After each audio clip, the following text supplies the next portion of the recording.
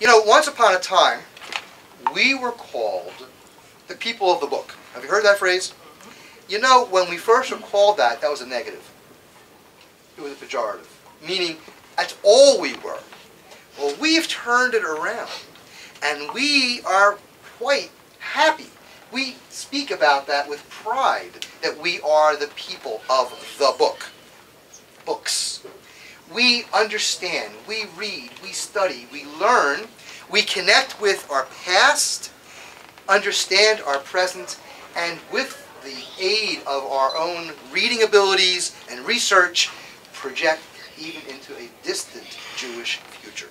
So when someone calls us now the people of the book, we say thank you, because we really do understand and we accept. And as part of our congregation, the history of this library and its future is also extraordinarily important as we educate ourselves as well as our children. This is not just a children's library.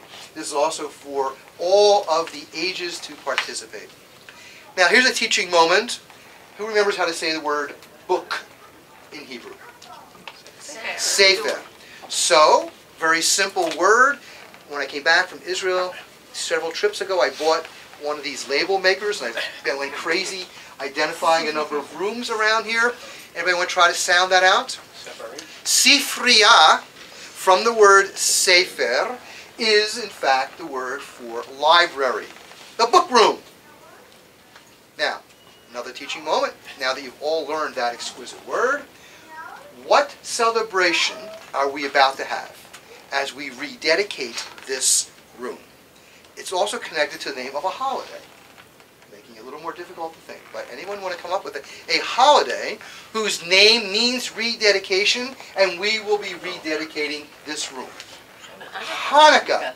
So for instance, when you move into a new home and you have a house warming, even with the air conditioning on, it's called a Chanukkat Bayit. Well, this is our Chanukkat Sifriya. So Hanukkah brings a sense of liberation, a sense of independence, and rededication and commitment. So we're celebrating not just High Holy Day soon, but also projecting towards Hanukkah and the rededication within ourselves as well. And as an act of rededication, we have not put up a new mezuzah, because the one we have is in very good condition still, but I'm going to lead us in the prayer for rededicating and for hanging a mezuzah. And I need some tall person to put your hand on the mezuzah, please. And you should know that the concluding words of the prayer are likvoa mezuzah, to affix the mezuzah. And to officially rededicate and recommit, I'm going to lead the bracha for affixing the mezuzah. Baruch atah Adonai Eloheinu melech haolam, asher kinshanu b'mitzvotav v'tzivanu likvoa mezuzah. Amen. Thank you all very much. And now I turn back to Mark. I'll keep it brief, I promise you. I've been meetings all morning already.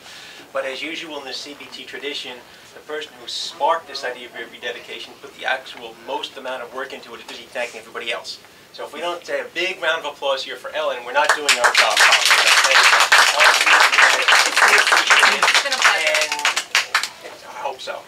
She's continuing the CBT tradition, which I found out recently actually was started by Amy Kaplan a number of years ago, who founded the library in the very beginning.